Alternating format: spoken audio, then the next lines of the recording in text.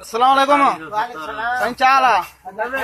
शायो सफ़ा मज़े में कीअं थो वक़्तु गुज़रे सफ़ा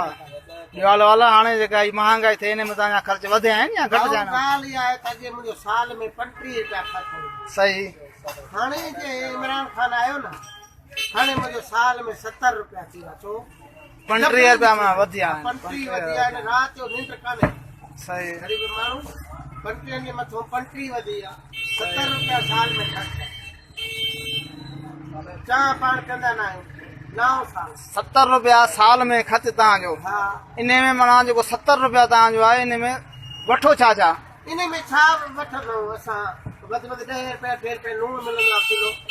किलो उहो या 50 रुपए 40 रुपए जो मिर्चूं 30 रुपए नंढी पूरी उहा वठंदा आहियूं बाक़ी जेको आहे असांजी पंहिंजी राई आहे उहो राति जो हुन में मंझिणो घुमाए अटो विझी मखण जी गरी विझी वरी हुनखे माटींदा मटे पोइ सुबुह जो बि खाईंदा आहियूं राति जो बि खाईंदा आहियूं उहा ऐं लस्सी पंहिंजी आहे खीर पंहिंजो आहे अन पंहिंजो आहे बसि ख़र्च ॿियो आहे कपिड़े लटे जो दारू जो 5-8 साल पीढ़ी तो 32 रुपया वॻो मिलंदो आहे उहो त खणी हाणे केरु वठिणो आहे 100 सवा उहो आहे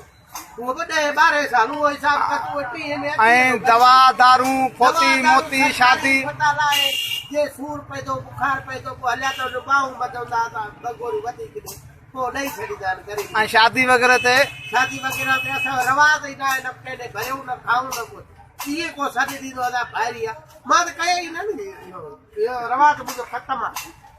इहो जेको देगूं चाढ़ींदा या ख़र्च कंदा ॿुधे न इहो भॼ परे मां त ॿुधो आहे इन दुकान में तव्हांजी पार्टनरशिप आहे अधा सेठ न उहो त भले हुजे हितां खाइबो न हे भले कमाए हा न पार्टनरशिप खणी भले हुजे ही जेको व्याज जो कमु कंदो हुन में तव्हांजी पार्टनरशिप व्याज नौज़ बिल्लाह मां मुस्लमान आहियां हाणे व्याज वारे खे मुस्लमान खाईंदा अलाए कंहिं तो मुस्लमान खे कार ॾियां तूं मूंखे जो हाणे को धक बग दड़े मां खावां तो तूं तो छा सब्सक्राइब करें यूट्यूब चैनल सिंधी मारू नवन वीडियोज़ जे लाइ बेल दबायो ऐं लाइक कयो सिंधी मारू यूट्यूब चैनल महिरबानी शुक्रिया।